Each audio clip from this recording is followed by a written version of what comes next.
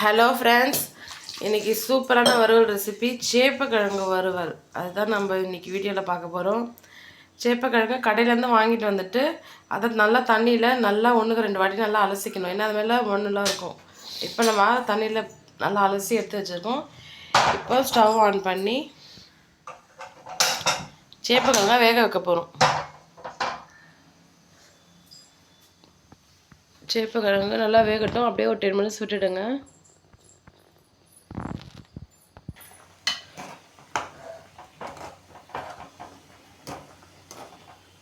சேப்பக்கிழங்கு நல்லா வேகணும். ஸோ அதை டைம் எடுத்து தான் வேகும். இன்னும் ஒரு 5 மினிட்ஸ் நம்ம வெயிட் பண்ணலாம். இது எந்த அளவுக்கு நல்லா வேகுதோ அந்த அளவுக்கு நம்ம செய்கிற இந்த வறுவல் ரெசிபி நல்லாயிருக்கும்.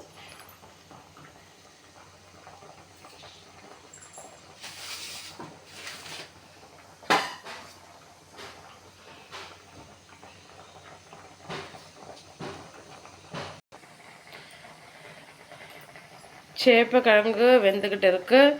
இது ரொம்ப கொலன்னு வேகக்கூடாது, வேகாமையும் இருக்கக்கூடாது. ஸோ கரெக்டாக வெந்துச்சான்னு பார்த்துட்டு நம்ம அந்த டைமில் ஸ்டவ் ஆஃப் பண்ணிடணும்.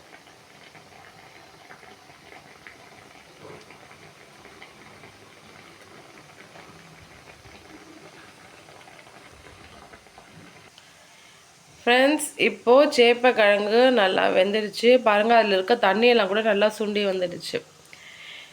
இது வெந்துச்சான்னு சில பேர் கேட்குறீங்களா, அது எப்படி கண்டுபிடிக்கிறதுன்னு. அது என்ன பண்ணணுன்னா, அதை எடுத்து அப்படியே லைட்டாக நசுக்கி பார்த்தா டக்குன்னு நசுங்கிடும். ஸோ அப்படின்னா வெந்துச்சுன்னு அர்த்தம். சரிங்களா? எப்போ ஸ்டவ் ஆஃப் பண்ணியாச்சு. இப்போ இது ரொம்ப சூடாக இருக்கும், அதனால் துணி பிடிச்சி இறக்கிக்கலாம். இது இப்போ தான் நம்ம ஸ்டவ்லேருந்து எடுத்துகிட்டு வந்தோம். அதனால் பார்த்திங்கன்னா செம்ம சூடாக இருக்கும். வேணும்னா லைட்டாக தண்ணி கூட ஊற்றிக்கோங்க அந்த காய் மேலே. அந்த தோலெல்லாம் நல்லா உரிச்சிட்டு தனியாக ஒரு கிண்ணத்தில் வச்சுக்கலாம்.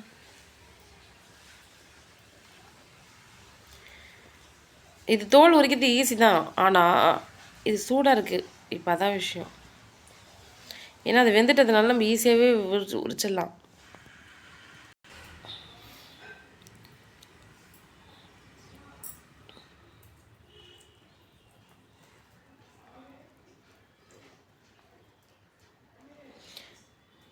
ஸோ நகம் இருந்துச்சுன்னா ஈஸியாகவே நம்ம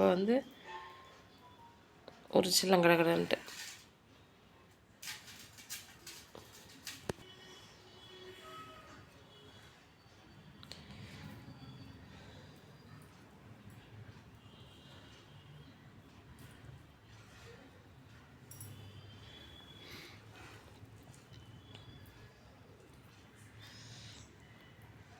இது வழுக்கும், அதனால் பார்த்து கெட்டியாக பிடிச்சிக்கோங்க, இல்லைன்னா கீழே விழுந்துடும்.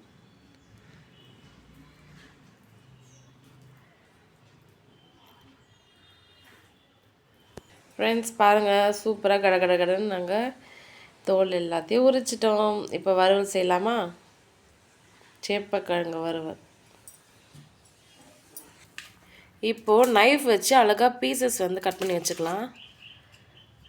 பீஸ் உங்களுக்கு என்ன ஷேப்பில் வேணாலும் என்ன சைஸில் வேணாலும் நீங்கள் உங்களுடைய சாய்ஸ் தான். குட்டி குட்டியாகவும் கட் பண்ணலாம், மீடியமாகவும் கட் பண்ணலாம், பெருசாக கட் பண்ணலாம். உங்களுக்கு எப்படி பிடிக்குதோ கட் பண்ணிக்கோங்க. மொத்தத்தில் எல்லாத்தையும் கட் பண்ணிக்கோங்க. கட் பண்ண உடனே வறுவல் செய்ய ஆரம்பிக்கலாம்.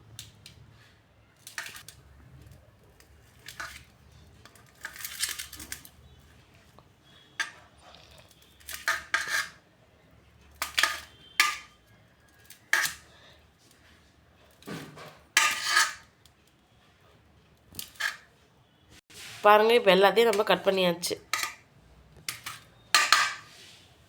ஃப்ரெண்ட்ஸ், இதுக்கு பேர் சில பேர் சேனைக்கிழங்குன்னு சொல்கிறாங்க, சேப்பக்கிழங்குன்னு சொல்கிறாங்க.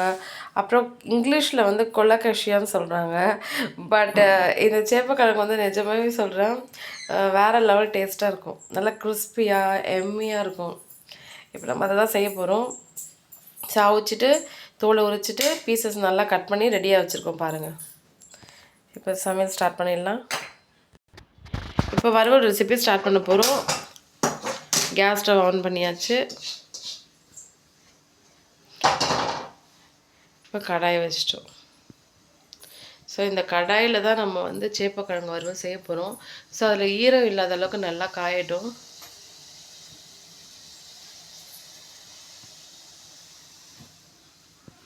ஓகேங்களா? இப்போது நம்ம சன்லாண்ட் ஆயில் வந்து ஊற்றிக்கலாம். நாங்கள் வந்து சமையலுக்கு யூஸ் பண்ணுற ஆயில் சன்லாண்ட் ஆயில்.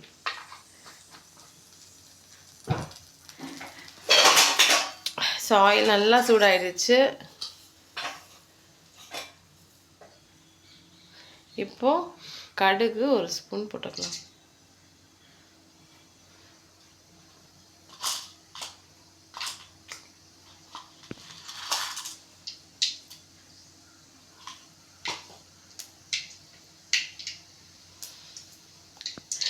இது ரெசிபி நிஜமாகவே ரொம்ப ஈஸியாகவே செஞ்சிடலாம்.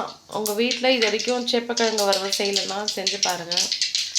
ரொம்ப ரொம்ப ஈஸி.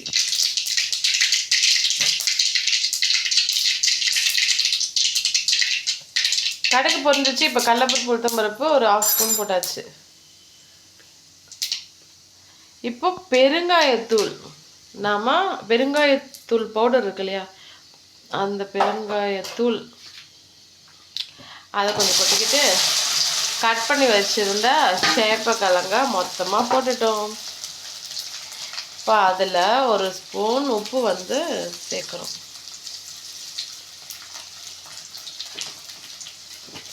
நம்ம வீட்டில் அரைச்சி வச்ச மிளகாய்த்தூள் இருக்கும்ல, அதை வந்து கொஞ்சம் போட்டுக்கலாம். நல்லா காரசாரமாக நல்லா அருமையாக இருக்கும்.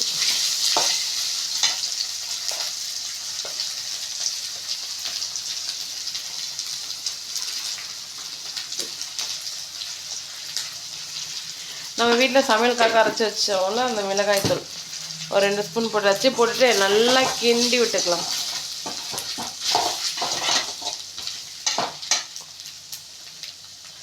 இது ரெட் சில்லி பவுடர், மிளகாய்த்தூள் மட்டும், அதை வந்து ஒரு 2 ஸ்பூன் நல்லா தூவி விட்டுக்கலாம்.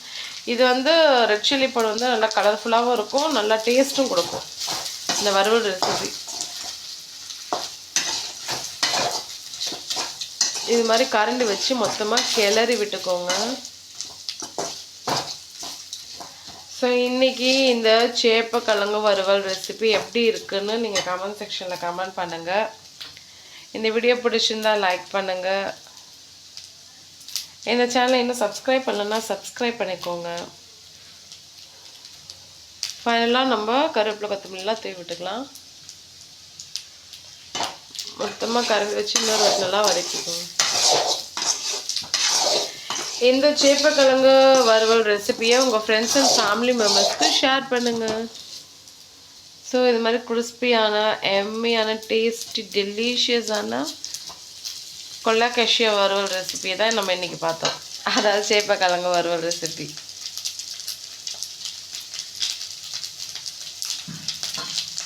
இது எல்லாருமே ரொம்ப விரும்பி சாப்பிடுவாங்க. குழந்தைங்கலேருந்து பெரியவங்க வரைக்கும் எல்லாருக்குமே ரொம்ப ரொம்ப பிடிக்கும்.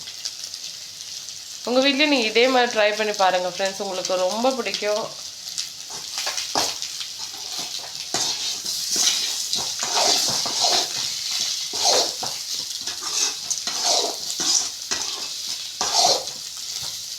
உங்கள் வீட்டில் இதே மாதிரி செஞ்சுட்டு சாப்பிட்டுட்டு எப்படி இருந்துச்சுன்னு நீங்கள் எனக்கு சொல்லுங்கள்.